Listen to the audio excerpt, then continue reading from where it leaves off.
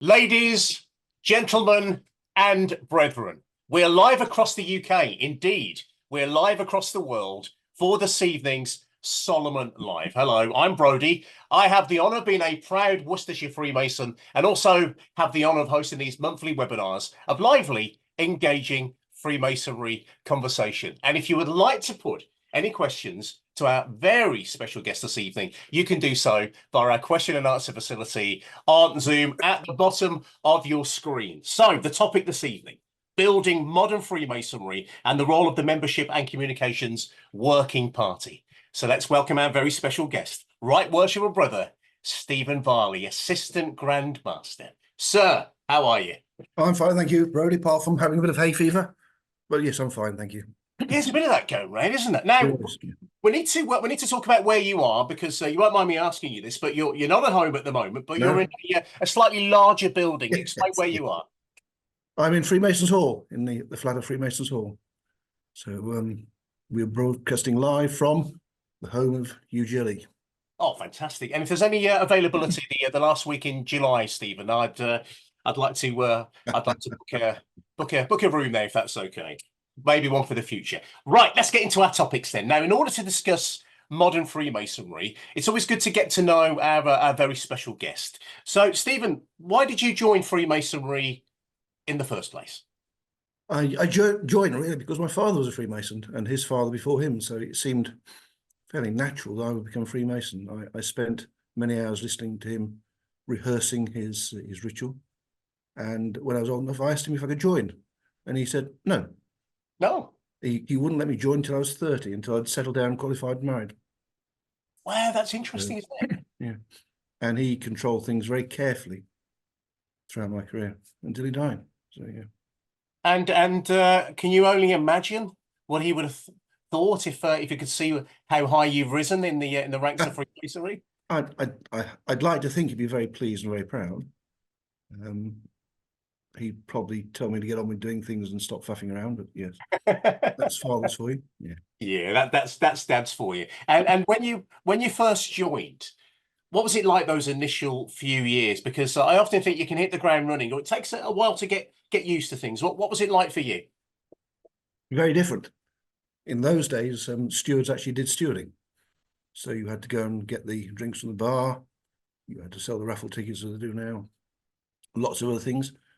And it was quite strange in that you didn't speak to a Grand Officer unless he spoke to you. And it was very, very austere in those days, I think. Very different. I was lucky, and my father was there. He looked after me, and I got to know what was going on. But yes, it was different. And what a super mentor to have your dad to guide you along the way. And we'll talk about mentorship a little bit later on. And let's talk about what you used to do for a living as well, because you were a solicitor. But am I right in assuming not the kind of solicitor that you would necessarily want to see? Yes, you only came to see me if you desperately had to. I was criminal, regulatory, disciplinary, professional misconduct. So if you came to see me, you were probably in big trouble. Yes. So yeah, that's what I said before. And how did you merge both that busy job? Sounds like you had a really busy job there with Freemasonry. How did you balance the two in those early days? It was very difficult. I lived in Derby. My masonry's in Derby, but I worked in Nottingham, it's only half an hour down the road, but at rush hour it can take an hour and a half. So it was very difficult. And if you're in court at 4:30, you can't really say to the magistrates, "I'm sorry, I've got to go to a Masonic meeting." You were stuffed. So my masonry was very limited. I managed to get to most of the craft meetings, but visiting was very difficult for me. And certainly when I was in the chair, it was virtually impossible. I think I probably did 25 visits in my whole year. So you're someone who's lived that life and knows what it's like to balance. And we haven't spoken about family as well, but any Freemasons in the family, Steven? Apart from me, no. My son might join eventually, but that's up to him. I'm not going to push him.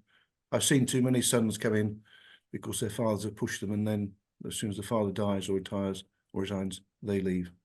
So no, it's his choice. No, that is definitely sage advice. So we've got to know your initial few years in Freemasonry and the important role that your dad had to play. And I can only imagine how proud he must be looking down and seeing what you've achieved in Freemasonry. But let's talk about another honour that you achieved back in 2015, becoming Provincial Grand Master of a patch that you absolutely love, Derbyshire. What was that like for you? I can't really describe it. I suppose the cliche is over the moon, Brian.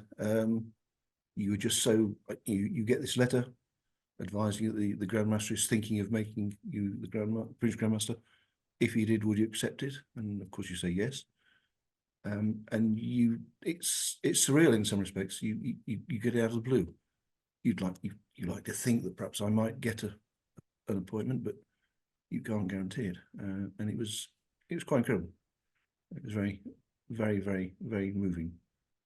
Oh, I can only imagine. And what were some of your highlights during your tenure of being Provincial Grand Master of Derbyshire? Because I think it's fair to say from some of the social media that I've seen over the years that you had a wonderful time and lived through a very strange time as well, i.e. the pandemic. It was different. Fairly quickly, we realised that we were stopping being lords in our own castle, and that we were becoming actually Lord Lieutenants responsible to the Grand Master, and that we were really doing a very different job. Highlights, I think, consecrating 5 new lodges, all specialist lodges. I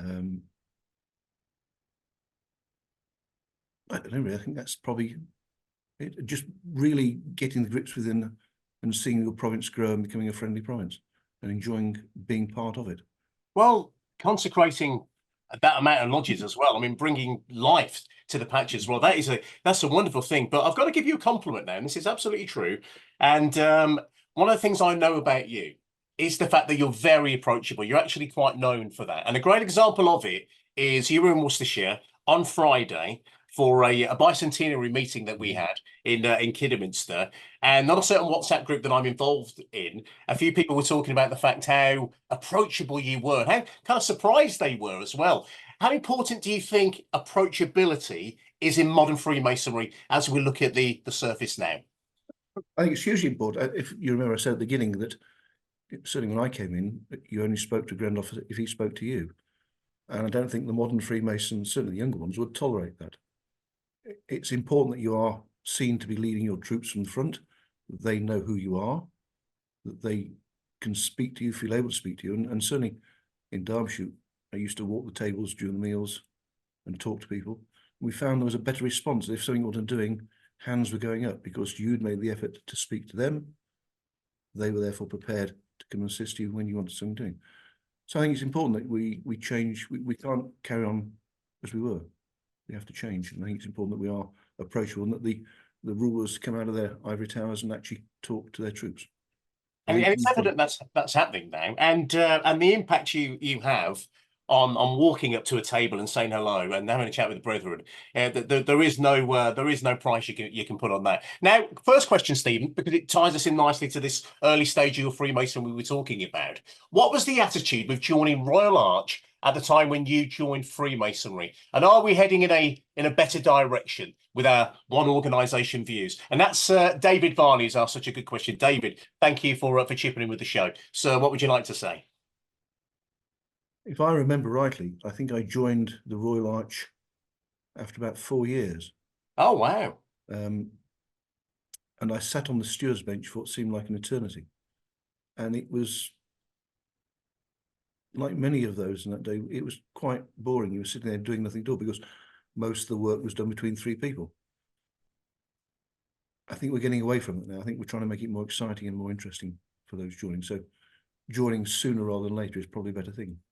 And the whole concept of one organisation, one journey is important. You're doing 4 ceremonies effectively, 3 in one place, 1 in another time and date of your choosing. Yes. Yeah, and that makes a lot of sense, doesn't it? And we're certainly going in the right direction. That's the vibe we normally pick up, isn't it? We'll get to some more questions in a few minutes' time. Thank you ever so much indeed, ladies and gentlemen and brethren, for submitting them. You can do so via the question and answer facility on Zoom. So moving forward, then, you then led the members pathway team as it was back then. Is it a fair assessment to say that it wasn't embraced in those early years as we're embracing it now? I didn't lead the original members pathway team. I was brought in when I joined the membership working party to head up the members pathway team, take over from Peter Taylor, and to revitalise it. So that's what we did. Yeah, what we have today is very different to what we had then. When it was first launched in 2016, it was literally lobbed over the fence. Here you are, get on with it. There was no guidance, no backup. And we learned from that. And I was super critical, not of the contents, that was brilliant, but the actual way it was dealt with and the backup service. So I think it was punishment for being critical that I was given the job of relaunching it, and a bit like putting Dracula in charge of the blood bank, I suppose. But we got it going. I had a great team. We ramped it, and you have what we have now. And it's constantly being changed. It's being added to, embroidered on, and it's proving to be very effective.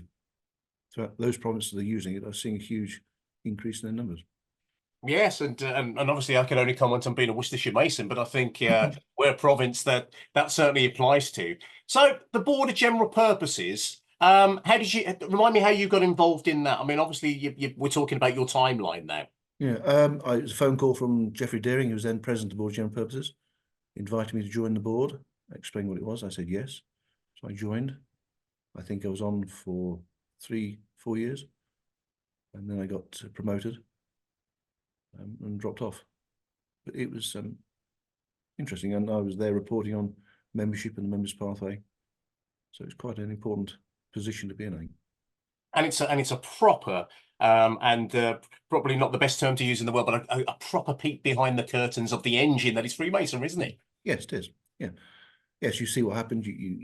What goes on in the Board of General Purposes is quite phenomenal. The work they do. Now, before we launch properly into our topic, of course, all of this is modern Freemasonry, isn't it? And getting to know yourself, sir. But we need to talk about your high office, Assistant Grand Master. So tell me how that came about, because once again, I can't imagine how you must have felt when you got that phone call, email, or however it works. Yes, I was sitting at home. The phone rang. It was the program master, and just chatting. They invited me to become an assistant Grand Master.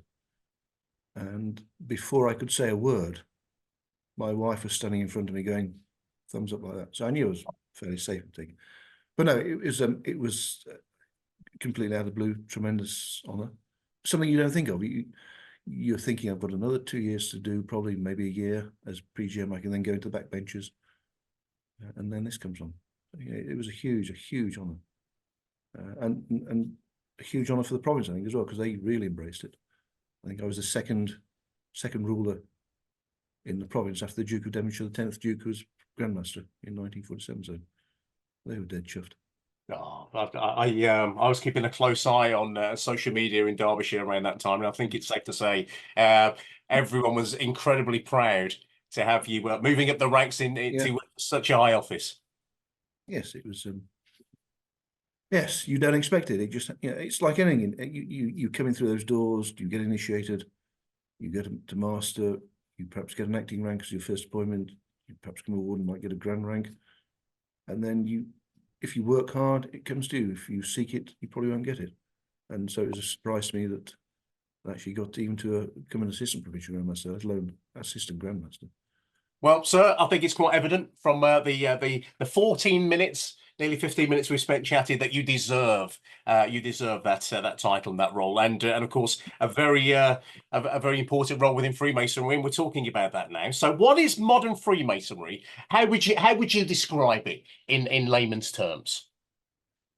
I think modern Freemasonry is thinking outside the box, not being frightened to try something and it not working, moving on, being radical, embracing different ideas. We can't afford to stay in the same tram lines that we have been in for many years. If we did, we'd just keep going downhill. So the fact we are embracing new ideas, we are doing much more advertising now. We have the members pathway, we have the members strategy, membership strategy, 7-year strategy. We have a greater increase in specialist lodges. They've always been around, but many have just died. Multiple ceremonies, nothing new there, but it's becoming the norm now, and it's being revised. So I think modern Freemasonry is a lot of things. It's bringing energy, it's bringing fun and enjoyment to do it. It's having a smile, doing things like this, something our forefathers would never have dreamed of doing. But doing this, and I've been lucky. I've come through from the ranks. I've seen what's happened in the past. I've seen the bad things. I've seen the good things. And you asked me what one of the highlights was. Perhaps in 2021, presiding over the centenary of my own lodge. Oh yes. And, that's sort of highlight. And making sure you have fun, making sure that everyone in the lodge is enjoying it and enjoying their Freemasonry, whether they want to go through the chair or whether they just want to sit on the back benches and enjoy the camaraderie. That's the important thing, and that's modern Freemasonry. It's changing things, and it's doing things like the community service, working in the community. The strategy that the Grand Master has promulgated. All of that is modern Freemasonry. It's so different. Yeah, so let's talk about some of the differences. How have you seen Freemasonry change in recent years? Because it's not just going back 10 years; it's even going back 3 years, 5 years, isn't it? Yeah. It's changed dramatically. Certainly in the last 2 years, it really has grown rapidly. The whole concept of what we're doing. You can't get away from the fact that the Program Master is driving a very hard path, and we've got to follow him, and we've got to support him and do it. It's not going to be easy. It's like turning a supertanker. I think it'll take a time, but we've got to keep going. We can't stop. And people say sometimes, "Oh, you're always talking about this and talking about membership." And that, well, yes, because it's so important to us. We have to keep talking about it. We have to keep reminding. If we don't, it'll just disappear. Yeah, absolutely. And back to the questions, by the way. And thank you ever so much indeed for submitting those. We knew it would be a busy one, having our assistant Grand Master joining us. Jeffrey Knights wants to talk about your dad. He says, having been told by your father to wait until age 30 before joining, how has this influenced your view on younger men joining Freemasonry before being settled in a career, employment, domestic arrangements, for example? Very good question, Jeffrey. If you don't mind me saying, sir, what would you like to say? I think my view is that you really need to be settled down and established before you join. That's my own personal view. There are, of course, many who want to do it. I mean, I was playing rugby and rowing at the same time, so I couldn't do everything. I think that's what he was thinking of at the time. Perhaps modern youth don't play so many sports, haven't got so many things to think about in that respect. So it might be a bit easier for them. But certainly my view is it's 30 it's not done me any harm. I'd love to have joined earlier. I'd love to have come in at 21, but that wasn't to be. But I think some young men, it suits them tremendously, and we've seen that. There's a lot of youngsters coming who've really embraced it. They love it, and they're taking to it. But we have to make sure we guide them and tutor them and look after them and nurture them, and don't let them run too fast. Because if they start joining too many things too soon, that's when you're going to start losing them. That's sage advice, sir. Sage advice. Jeffrey, that is a stunning question. Thank you ever so much indeed for asking that. So let's talk about newer Masons working with more experienced Masons. How important is that, looking at modern Freemasonry now? So newer Masons having a relationship with experienced Masons and the two joining together. I think it's incredibly important. When you think about it, the older Masons, the senior Masons, know their lodges. They know the characters in their lodges. They know the history of the lodges. They know what's happened in the past. And perhaps when they pass on, that history, that knowledge, that intimate knowledge, those little nuggets will disappear. And my father made sure I sat on a different table every meeting. So I got to know all the members of the lodge. And I got to know the history of the lodge and what was going on and who the characters were. And it's so important that you have the younger ones being tutored sensibly by the older ones, taking the history, guarding them, not barking. And what we have to realize is that I think the younger Freemason these days is perhaps not as firm, not as hard as perhaps we were. They've got many other things to do. They don't want to be barked at. They can often see a zealous DC as being a bullying DC. So it's a give and take. The older ones have to respect the young ones. The older ones have loved their Freemasonry. If they want it to survive, they've got to make sure these youngsters coming through are looked after and nurtured. So it's a two-way process, as far as I'm concerned. It is. That's so right. And let's go back a stage. We were talking about modern Freemasonry in the sense of how you class modern Freemasonry. And one of the things you were talking about is trying different things. And we often talk about the yes if attitude within the fraternity now. What kind of things have you seen on your travels around the Constitution that have really impressed you when it comes to trying different things and not being afraid to fail, which is important, isn't it? Yeah, I mean, it's things like rather than having a white table, which is a bit passé now, you have an attraction event. So you have 4 or 5 lodges coming together under the direction of the province. You organise it so that the room is full, there's a buzz in the room, that sort of thing. Making sure that you are being prepared to appoint younger Masons to senior officers, regardless of whether they've gone through the chair or not. Certainly in Derbyshire, we started having lots of non-collared officers. So every senior officer had 5 or 6 assistants, many of whom were Master Masons. And they were taking the load and helping, and they were being involved in running the province. Shadow schemes where you have the younger Masons walking around behind the junior deacon, or doing a bit of the DC's work, or just reading out a few of the minutes, or doing a bit of chaplain's work. So they're getting involved rather than just sitting there. So there's all sorts of things like that. There's a whole host of ideas out there that are so good, and it's just making sure that they are shared with everyone. And one of the things we've spoken about quite a bit on Solomon, especially with our program master and elsewhere, is multiple ceremonies. Yeah. And you even created a video to help those who are considering doing that in the future. Have you seen multiple ceremonies taking off now in the Yes. world of Freemasonry? Yes, lots and lots. I mean, there's the Derbyshire Motorcycle Lodge are doing quadruples everything. Wow. They've got so many coming in.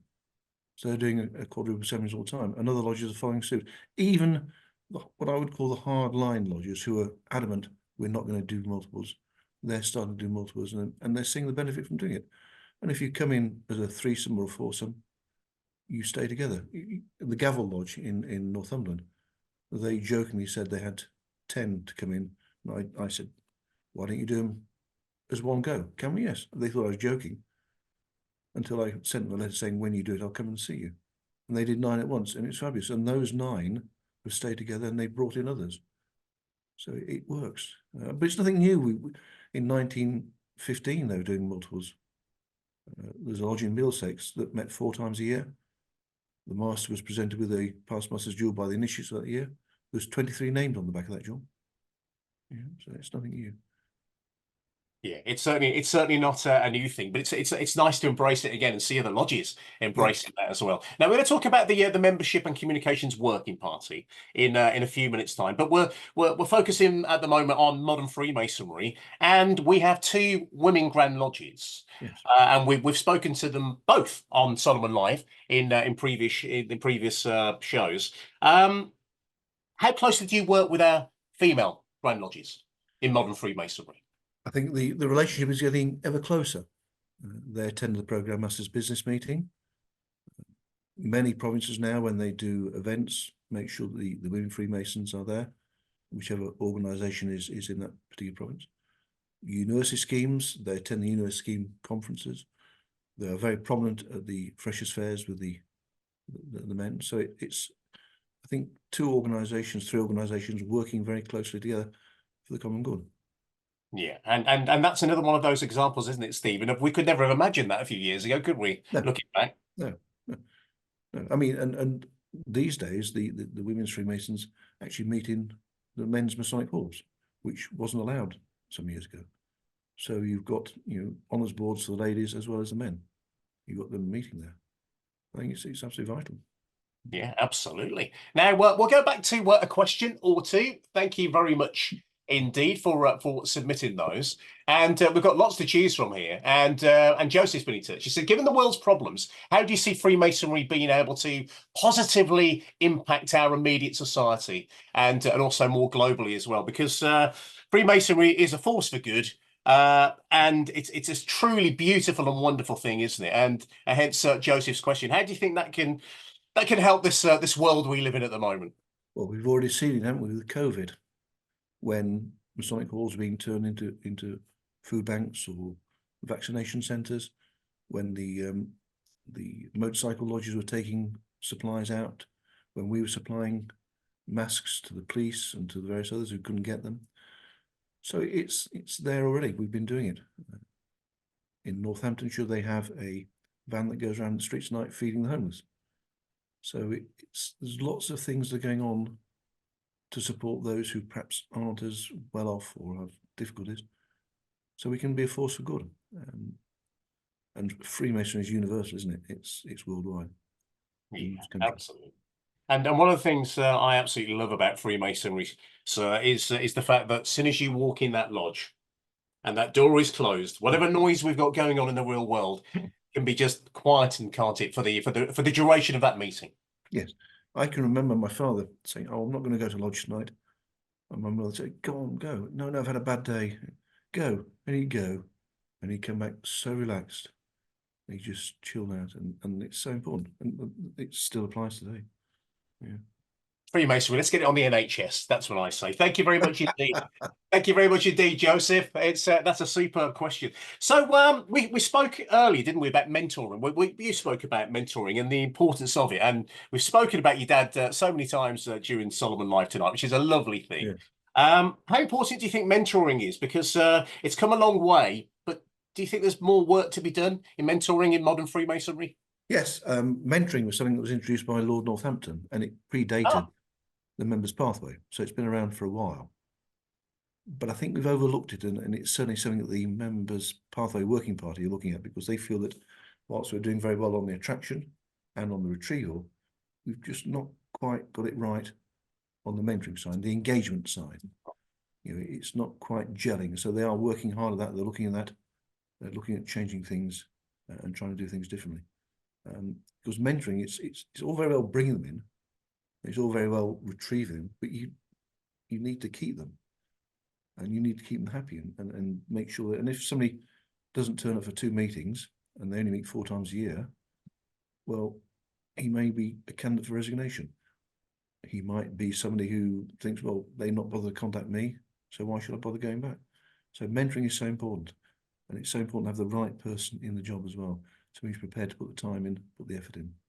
Yeah, and that's absolutely absolutely essential, isn't it? And when have you seen good mentoring in practice other than your dad? Because it's so essential, isn't it? And can make or break a situation sometimes. Yeah, I mean, there's lots of examples of good mentoring where somebody hasn't been attending and the mentor's actually gone around to speak to them and find out what it is. And he's found out that it's financial problems or health. So he brings the almond in, but the person was too embarrassed to speak about it. But because we went round to see him, that changed the whole thing, that we'd actually put the time in to go and do it. So it makes a big difference. And it's really being on the ball and making sure that you know why people aren't attending and keeping in touch with them. And that's essential, isn't it? That's one of the most essential things. If somebody is not turning up to lodge, we need to nicely go and see them. Not, why have you been for a while? You know, it's a genuine caring question, isn't it? Now, we've spoken a lot, and this is one of the reasons we wanted you to join us today to talk about the membership and communications working party. We have experienced Freemasons joining us this evening. We have newbies and we have non-Freemasons as well from all over the UK and indeed the world. How would you describe what the membership and communications working party is? Gosh, well, it's an amalgamation of the membership working party and the communication. They brought the two together and asked me to chair it. I suppose they come up with ideas, they push them through. So things like migration, the revamped migration scheme. This was something that Martin Peters introduced in 2015 and just died a death. Never took off. So this year we've looked at it again, and Steven Varley has actually introduced an overall migration policy which will work. The light blue clubs, that's another area we're looking at. We're looking at the armed forces, how we can be more proactive with the armed forces covenant. Supporting the membership challenge, how we can support knowledge. So it covers a wide remit. So we look after the members pathway, the university scheme, the light blue clubs, migration, PCOs, learning and development, and anything else that the program master asks us kindly to look at, we'll do. So it's a all-embracing committee. It covers a wide spectrum of Freemasonry, doesn't it? And Yeah. go back to migration. Explain that in a little bit more detail for those who don't necessarily understand what migration is within Freemasonry. Migration, it's very, if you are moving from one province to another because of job, or you're retiring and going to live in Dorset rather than living in North Wales, the idea is that your province migrates you to that new province.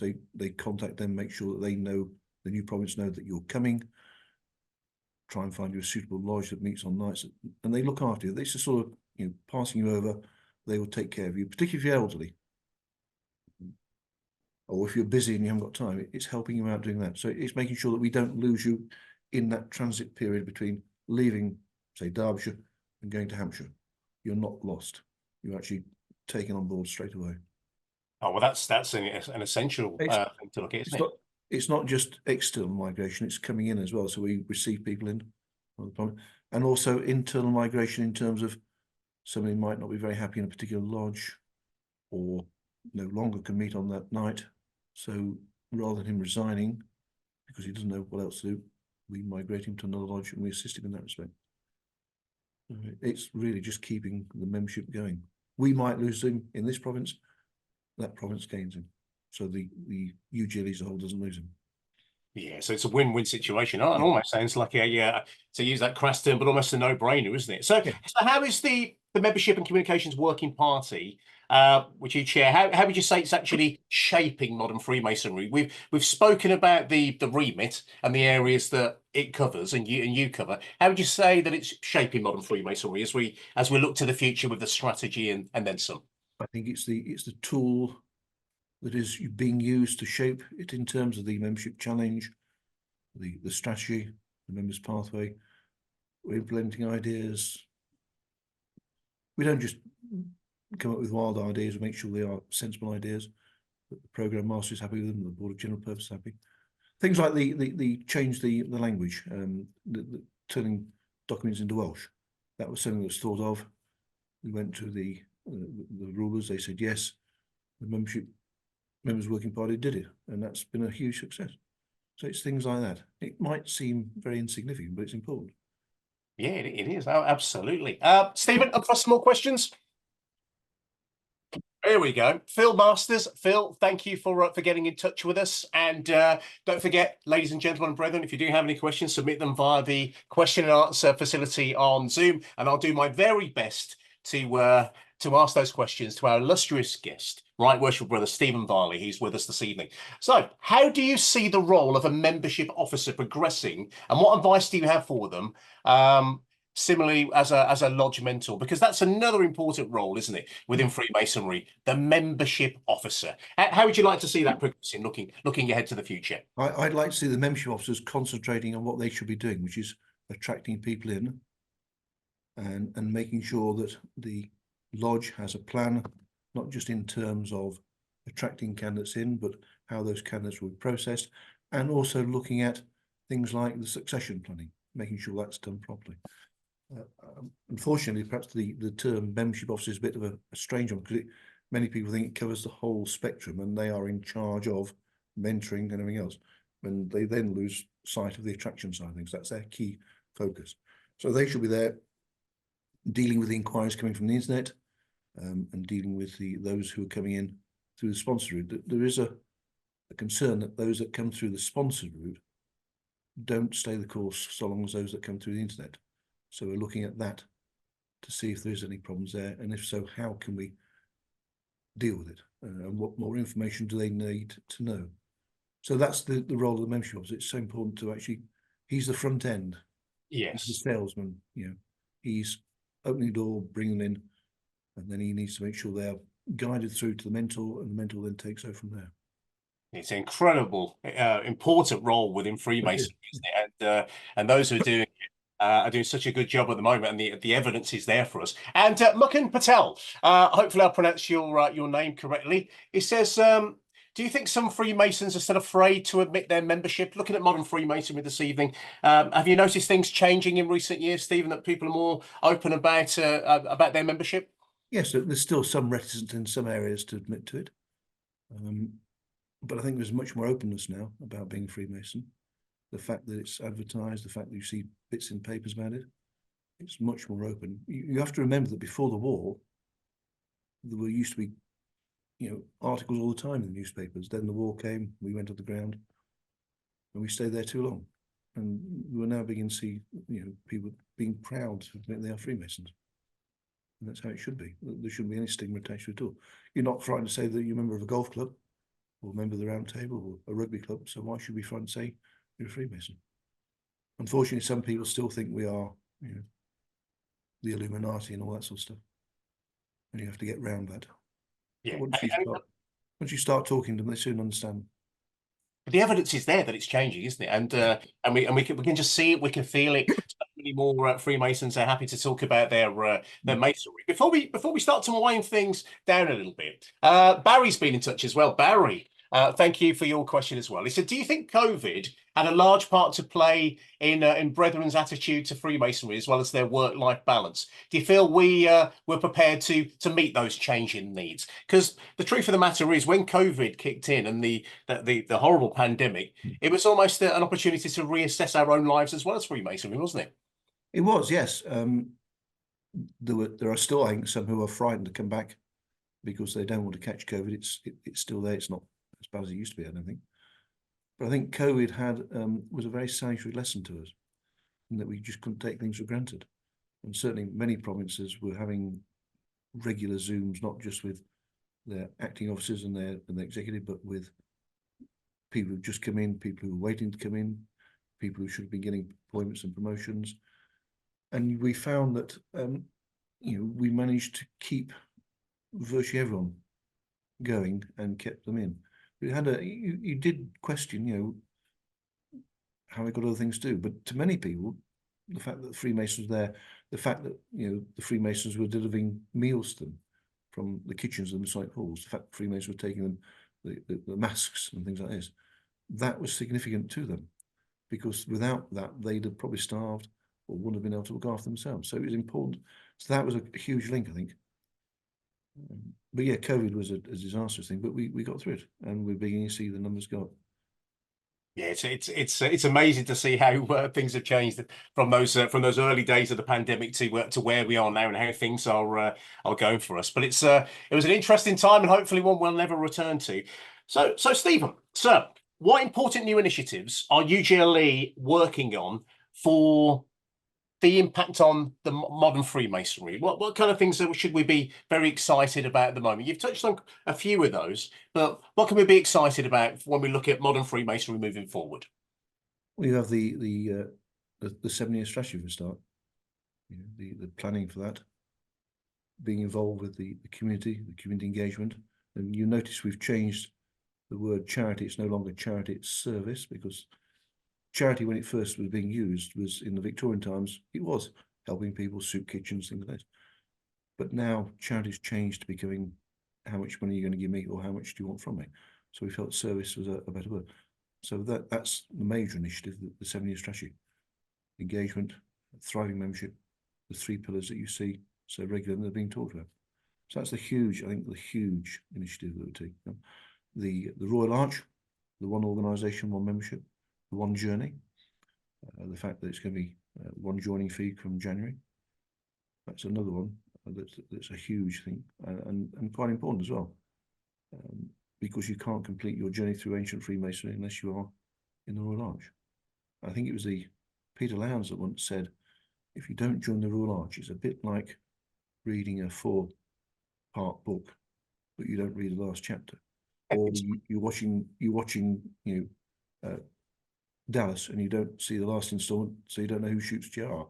So it's important that you do join it. So those are really the 2 major initiatives that are going at the moment. It's a great analogy, isn't it? And we've got to go back to what you were talking about earlier as well. New and Young Masons clubs, or as we often refer to them as light blue clubs. How important do you think they are in the future? Because as we've alluded to, it's new blood, but also looking after that new blood, isn't it? Yeah, they're absolutely vital, and they look after themselves as well. We've found that the provinces where they have an active light blue club, those that resign within the first 3 years has virtually dropped to 0. Wow. Because they are so active. They take hold of the person, They take him out, they go out with him, they look after him, he's there with them. He makes friends. So I think the light blue clubs are extremely important. They are the future, and so you have certainly in Derbyshire, you never stop being a member of the Portrait Club. You might get your light blue, but you are still a member of the Portrait Club. You can still wear the tie if you want to. So I think they are huge. Hence the work we're doing on light blue clubs. Should there be a proper constitution? Should they be slightly more organised, regulated? So it's still work in progress, but they are hugely important. Yes, and they are the future. Yeah. And as a former chairman of the Cubic Club in Worcestershire, I echo all of that, sir, and totally agree with you. One more question, then, sir, before we say good night, and before we ask you to vacate that wonderful building that you're currently in at the moment. Let's finish with something quite profound, I guess. What is Freemasonry to you? We always like to drop one of those in at the end. Freemasonry is about having fun, friendship, camaraderie, stability. It can be a hobby, it can be a pastime, a vocation, profession in many respects. You put into it, and you get out of it in equal measure. So what you put in, you get out. It's as simple as that. It's like everything in life. The more you put in, the better it becomes. It's a thoroughly enjoyable pastime, hobby, vocation. I enjoy it. I enjoy my rugby as well. But you make so many good friends, and it's the camaraderie and it's the friendship that stays with you for a long, long time. Yeah, it is absolutely, and the amount of friends I've made in Freemasonry is unbelievable. And I didn't expect that when I joined all those years ago, sir. Assistant, I was about to demote you then for a second. Our assistant Grand Master, Steven Varley, have you enjoyed your experience on Solomon Live? Yes, I have. Thank you, Brody. It's been very good. It's been good fun. Hopefully, I've not blotted my copybook at all. But No, you've been fantastic, and lots of Pro will tell me tomorrow. I couldn't get to. So, ladies and gentlemen, brethren, thank you for submitting those. As always, we only scratch the surface, but we appreciate every single one of those that comes into us. So what's next then? Well, our next Solomon Live will be on Tuesday, the 11th of June, where our topic will be, and we've spoken about this evening as well, communicating Freemasonry in the 21st century. Discover UGLE's new communication strategies to attract and engage members. And joining us will be Brother Sean Butler, Director of Membership and Communications at UGLE, and of course, one of the hosts of Craftcast as well. So that's Tuesday, the 11th of June, 2024, of course, live at 7:30 UK time. And a quick reminder, if you haven't done so already, please register for Solomon. You will find us at solomon.ugle.org.uk, full of useful and fantastic content for your daily advancement in Masonic knowledge. Until then, thank you for joining us. Take care and have a very good evening, everybody. Good night.